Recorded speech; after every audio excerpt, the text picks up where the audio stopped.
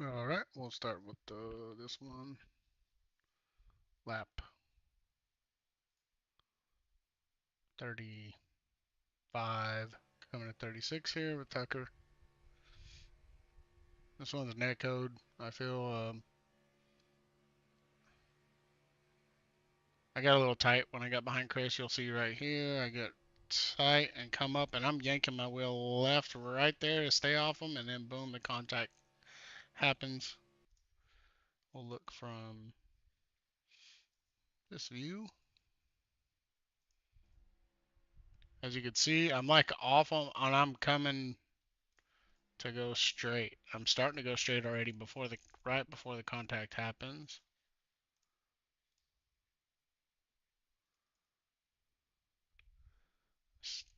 Start to go straight just a little bit. Yeah, you can see the front of my car is starting to go this way. I mean to the left, because I'm getting loose. No, I guess not. But I feel like there's net code there for sure.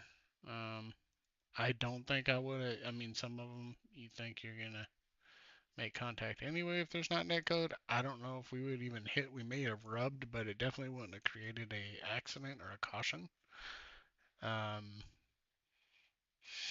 if we would have both stayed our normal course, I don't think they're. Yeah, I don't. I mean, even from his view, I don't know that we, would have wrecked and caused a caution if it wasn't for the net code.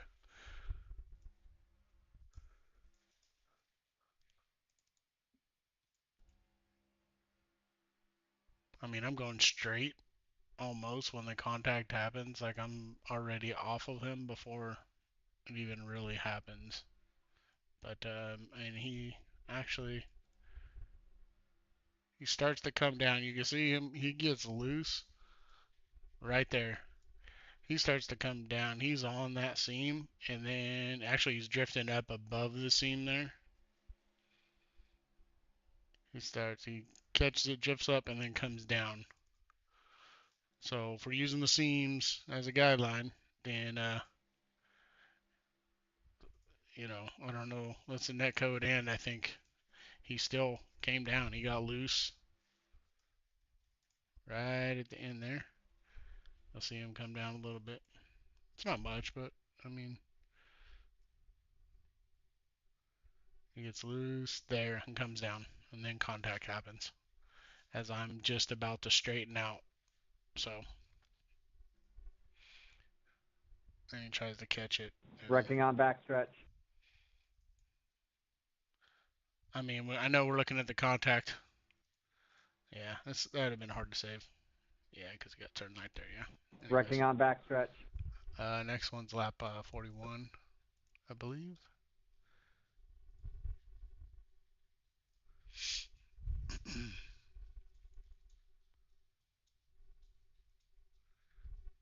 And we'll see what happens here. So I'm going to start in my cockpit view so I can explain what I think happened. I'm here riding that scene. Oh, this is the front stretch. Never mind. So I'm up here. There's kind of a spot right here in the wall where it kind of bumps out. And I think most of us know that. It's like right there. There's a little bump out, right? So that's what I'm trying to avoid hitting by staying off the wall and kind of following Bobby as best I can. That is right about when the contact happens. If you watch when I get past that there, once I get past it, my wheel straightens out and actually goes to the right, and that's like right when the contact happens. So that's the way I see it is like I'm avoiding hitting the wall, so there's not room there. Um, so yeah, I know there it looks like. I mean, in the car it looks like you're way closer to the wall. I just put it that way, and that's kind of where the safer barrier stops is right there. Is what I'm talking about, like where that kind of bump is. And then you see him, he's expecting me to use this curvage out here, I think. And I'm following Bobby, or trying to.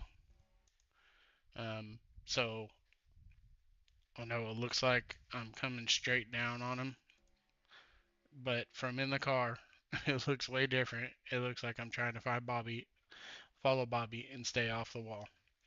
Also, if you look right here, I just want to bring this up. He gets loose like right before the contact happens. Um, he comes way up and gets loose, and he's still loose. He's wobbling back and forth all the way through the corner. Wobble, wobble, and then the contact happens. It's like the back of his car kicks out and gets into my bumper there. Watch, he little bobble there, there. He's kind of bobbling a little bit. I guess not as much as I originally thought, but a little bobble there, a little catch, and then he catches it, and then that's when it happens. When he's catching his car loose, catches it, and then the bumper comes out. So I know it looks like I'm just coming straight down on him, but there's other factors to it to where I don't think. See, right before, he's below the line. Right here, he's below the seam.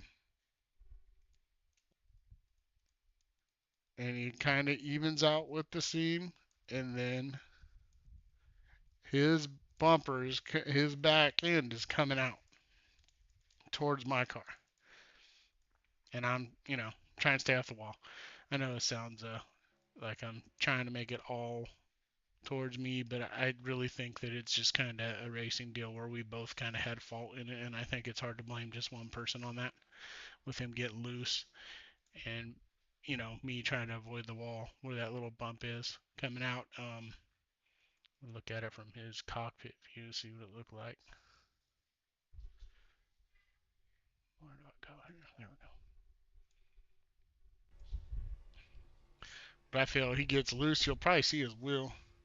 Yeah, right there, his wheel. He's catching it right there. He's catching it, and then he comes out, and then his back end kicks out again, and that's when the contact happens.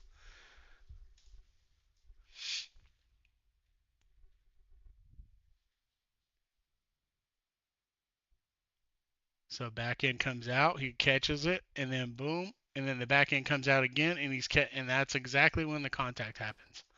So I say him getting loose has a lot to do with it as well. So I think it's really hard to just blame either one of us. So just my perspective. I'm not sure what other views would make sense here. Far chase from his car, maybe. I think we already looked at that. But you see the little bobble, whoop, whoop, and then that's when it happens. I think that has a lot to do with it too. So I don't think it's totally on him. I don't think it's totally on me. I do know, I did, appear to come off the wall there, but I think him getting loose also had a lot to do with it. So we'll leave it at that and try to cut this video.